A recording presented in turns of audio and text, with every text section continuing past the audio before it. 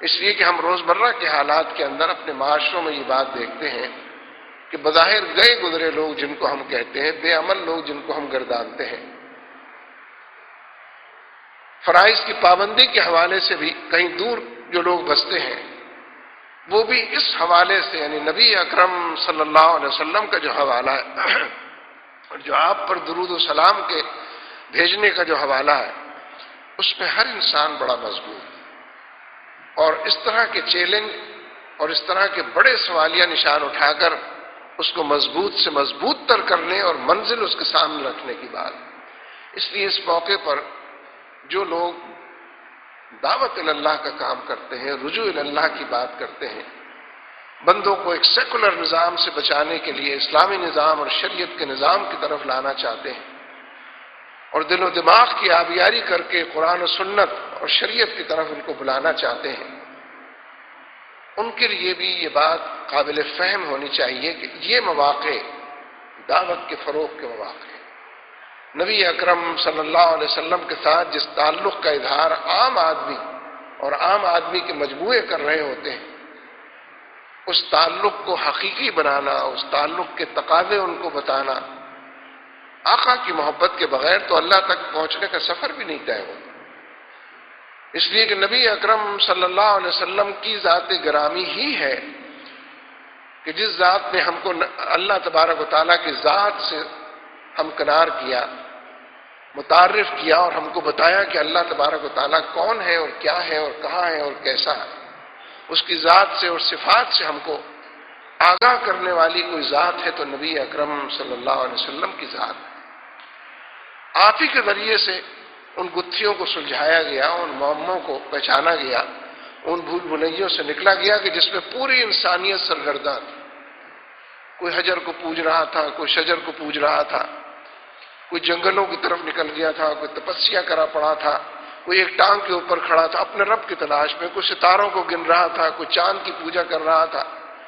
کوئی سورج کو داتا اور انداتا سمجھ رہا تھا، کوئی پانی کی لہروں کو گن رہا تھا، کوئی شہروں سے بہت دور انسانوں سے بچ کر کوئی نئی دنیا بسا رہا تھا۔ کسی کو پتہ نہیں تھا کہ اپنے رب کی تلاش کیسے کی جائے، اپنے خدا تک کیسے پہنچا جائے، ہر ایک نے اپنے اپنے طریقے ایجاد کیے ہوئے تھے۔ یہ نبی اکرم صلی اللہ علیہ وسلم کی ذات گرامی کہ جس نے یہ شعور عطا کیا، جس نے اس ایمان کی طرف ہم کو بلایا، جس نے ہمیں اپنے رب کے حوالے سے، اس کی ربوبیت کے حوالے سے ہمیں تعلیم دی، اس کی صفات سے ہم کو آشنا کیا کہ تم سینکڑوں خداؤں کی طرف رخ کرتے ہو، سینکڑوں خداؤں کو پوجتے اور ان کی بندگی کی طرف کے لیے اپنے آپ کو آمادہ کرتے ہو، اور اس میں بڑے تضادات ہیں، اس میں بڑی مشکلات ہیں،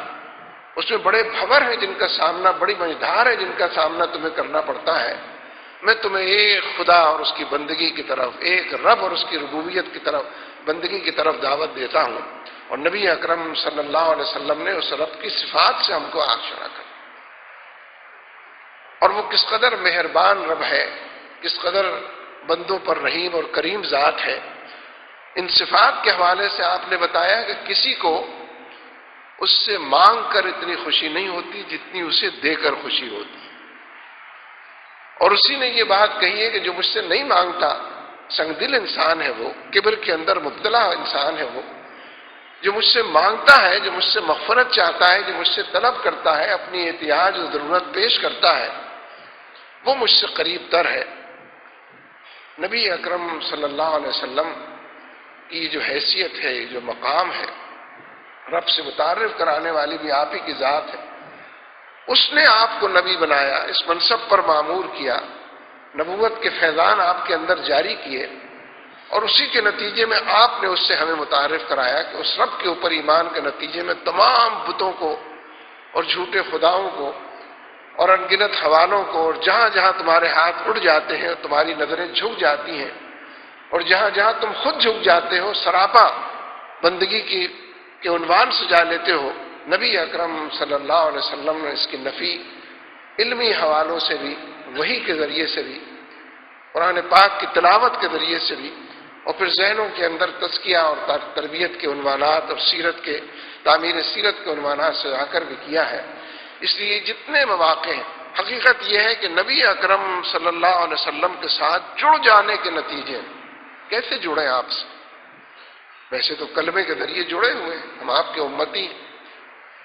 گئے گزرے امتی ہوں، گناہگار امتی ہوں، نامہ اعمال جن کا خالی ہو ایسے امتی ہوں، لیکن ہے تو آپ کے امت۔ اس امتی کے حوالے سے بھی ناگزیر ہے کہ اس بات کو سمجھا جائے کہ نبی اکرم صلی اللہ علیہ وسلم نے جو صحابہ کا گروہ تیار کیا، صحابہ کی جماعت جو آپ نے بنائی، اور کن لوگوں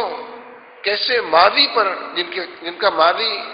اس طرح کا تھا جو کہ مکے کے دور میں دیکھا جا سکتا ہے، کن لوگوں پر مشتمل وہ صحابہ کی جماعت، ان سے زیادہ خراب اور گئے گزرے لوگ نہیں تھے، شرک کے اندر ڈوبے ہوئے، بت پرستی کے اندر مبتلا،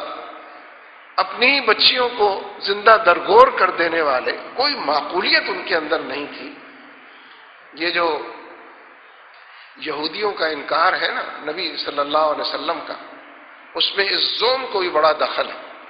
کہ وہ کہتے تھے کہ انبیاء تو سارے ہماری طرف آتے رہے ہیں، ہم اہل علم لوگ ہیں، پورا سلسلہ انبیاء ہمارے درمیان موجود ہے، اور یہ جو کفار مکہ ہیں یہ تو اس قدر خراب گئے، ان کے اندر نبی کیسے ہو سکتا ہے؟ نبی تو ہم ہی میں سے ہو سکتا ہے۔ ہماری جو فضیلت ہے، ہمارا جو مقام ہے، ہماری جو علمیت ہے، ہماری جو تاریخ ہے، یہ کفار مکہ کے اندر، ان قریش کے اندر، ان میں سے نبی کیسے آگے آیا؟ ان کی طبیعت اس کو ماننے کے لیے، تسلیم کرنے کے لیے تیار نہ تھی، اعتراض کرتے تھے، پروپیگنڈا کرتے تھے۔ حالانکہ نبی صلی اللہ علیہ وسلم بزبان حال بھی اور بزبان قال بھی اللہ تبارک و تعالیٰ کا کلام سنا کر یہ بات بتا رہے تھے کہ دیکھو یہ کیسے بدل گئے ہیں، اس کلام کے نتیجے میں، نبی کی آمد کے نتیجے میں کیسے ان کا تزکیہ ہو گیا۔ اس قدر انگھڑ لوگ تھے، اس قدر وحشی لوگ تھے، کہنا اچھا نہیں لگ رہا ہے، اس لیے تو پھر بعد میں سب صحابہ بنے ہیں، لیکن ایسے انگھڑ لوگ علم کے اور تفوق کے اور برتری کے ایسے مقام پر فائز ہوئے نبی صلی اللہ علیہ وسلم کی وجہ سے، آپ کی تعلیم اور تربیت کی وجہ سے۔ یتلو علیہم آیاتی ویزکیہم ویعلمہم الکتاب والحکمہ، یہ جو پورا طریقہ واردات تھا، اس کی وجہ سے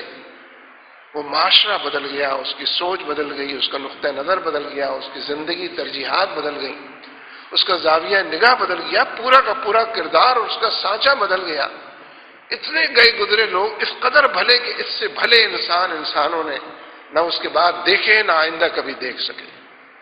وہ جو معاشرہ نبی اکرم صلی اللہ علیہ وسلم نے قائم کیا اور آپ کی دعوت، ایمان کی دعوت کے نتیجے میں قائم ہوا۔ اس لیے اگر نبی اکرم صلی اللہ علیہ وسلم کے خاکے اڑائے جاتے ہیں اور آپ کے کارٹون بنائے جاتے ہیں،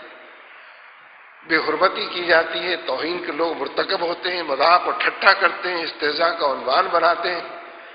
نت نئے حوالوں سے مسلمانوں کو دیوار سے لگانے، پوری امت کو سب کچھ اس سے چھین لینے کے لیے کوشاں ہوتے ہیں،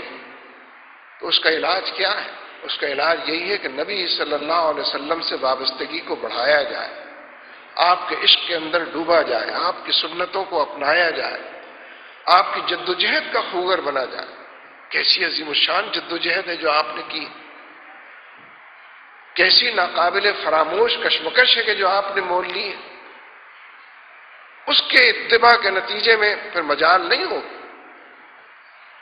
یہ ہمارے ہاں اب صورت اس قدر بگڑی ہے، اور اس کلچر کو مغرب کے ہم نے اس طرح اپنایا ہے، اور ان کے خوف اور دہشت دلانے والے رویوں کو اس طریقے سے ہم نے فیصلوں کی شکل دے دی ہے